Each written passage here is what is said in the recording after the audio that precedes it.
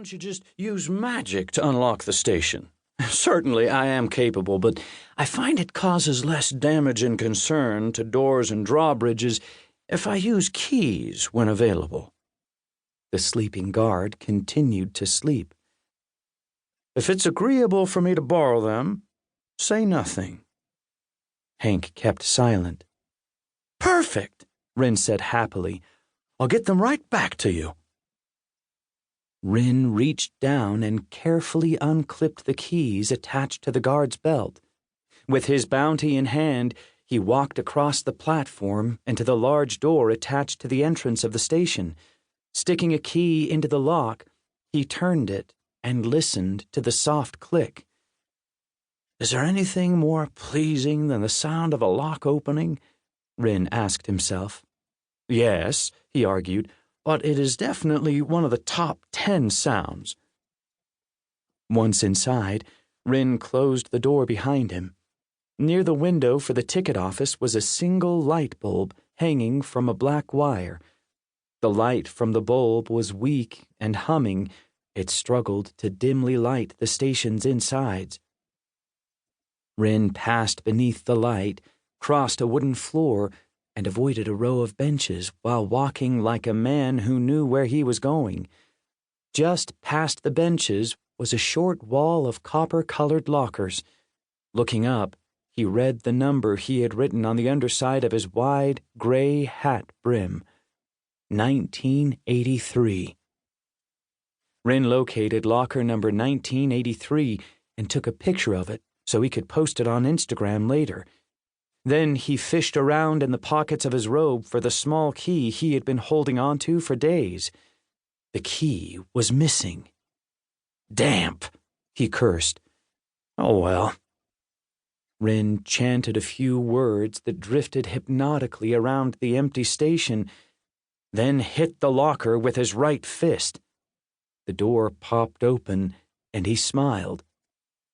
Wren removed the hat from his head and held it in his hands as an act of respect. Staring into the open locker, he spoke. I knew you'd still be here. After taking a moment to put his hat back on and adjust it properly, Wren reached in and pulled out a metal toolbox.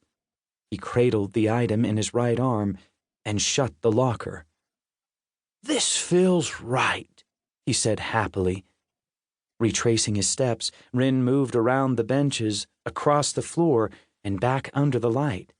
Once outside, he locked up the station and returned the keys to the still sleeping guard. Thanks, Hank, Wren said as he hooked the keys back onto the watchman's belt. You did me a favor, so I'll leave you with something to think about. The person who sleeps through life masters many dreams.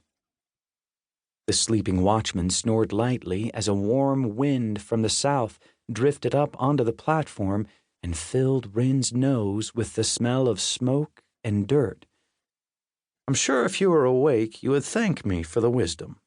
And since I am quite woke, I will humbly say, you're welcome.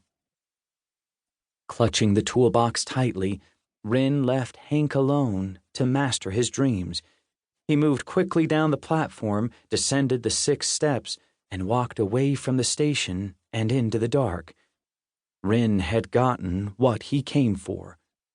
Once Wren was beyond the tracks, he looked up at the windy blackness as he clung to the box. He took out his phone and took a picture of the dark.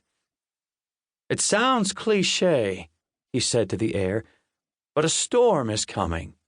Hating the way his words sounded, he tried again. A low front is sweeping in from the north and causing hot air to rise in a way that will bring rain. Wren paused. That's much better. A vertical slit appeared faintly in the dark night.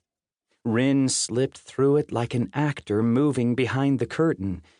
He had what he needed, and the final act was about to begin. Chapter 1. I find it hard to tell you. Sigi sat in a booth at Jeff's diner, holding her cell phone to her ear. Her dark, curly hair was loose and full.